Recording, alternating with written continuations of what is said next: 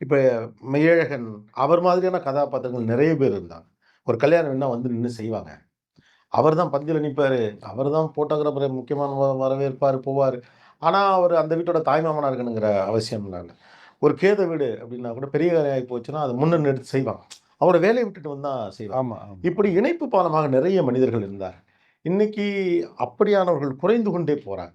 Probably அவர்களுக்கு கொடுக்க வேண்டிய மரியாதையோ, அல்லது அவங்க அத பாராட்ட எதிர்பார்த்து செய்றாங்கன்னு இல்ல. இல்ல. பங்கெடுத்துக்கணும் அப்படிங்கிற ஒரு ஆமா, குணம் ஆமா, இருக்குல்ல. ஆமா, ஆமா. பார்ட்டிசிபேஷன் சமூகத்துல கலந்துக்கணும்னு சொல்லுவாங்க குடும்பத்துல அதுல. கலந்துக்கிறது.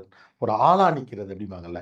அதெல்லாம் அருகிக்கொண்டே வருவது, ஒரு படைப்பாளியா மட்டும் இல்ல, தனிநபராவுமே நம்ம சமூக சூழலுக்கு ஏன்னா நெறைய ஏற்ற இறக்கங்கள் நிறைந்த ஒரு சமூக கட்டமைப்புல இருக்கோம். ம், ம். சாம்பார் வழி தூக்கிட்டு போற ஒரு மனுஷன் சாதாரணமா தெரியிறான்ல.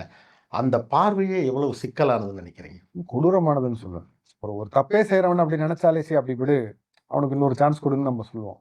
அவ்வளோ ஒரு மேன்மையான ஒரு மனுஷன, அவ்வளோ பரிசுத்தமா இருக்கிற ஒருத்தன, அவன் எல்லா வேலையும் எடுத்து செய்றாங்கிறதுக்காக நம்ம அவன அலட்சியப்படுத்துறது இருக்குல்ல. நம்ம எத வச்சு நம்ம அந்த சீர்தூக்கி பார்க்குறோம்னு ஒண்ணு இருக்குல்ல. கொண்டாடப்பட வேண்டியவனே அவன் தான்.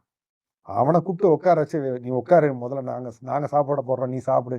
அப்படின்னு சொல்லணும். அவங்களுக்கு அது நடக்காது. நீங்க சொல்றது உண்ம. ம்.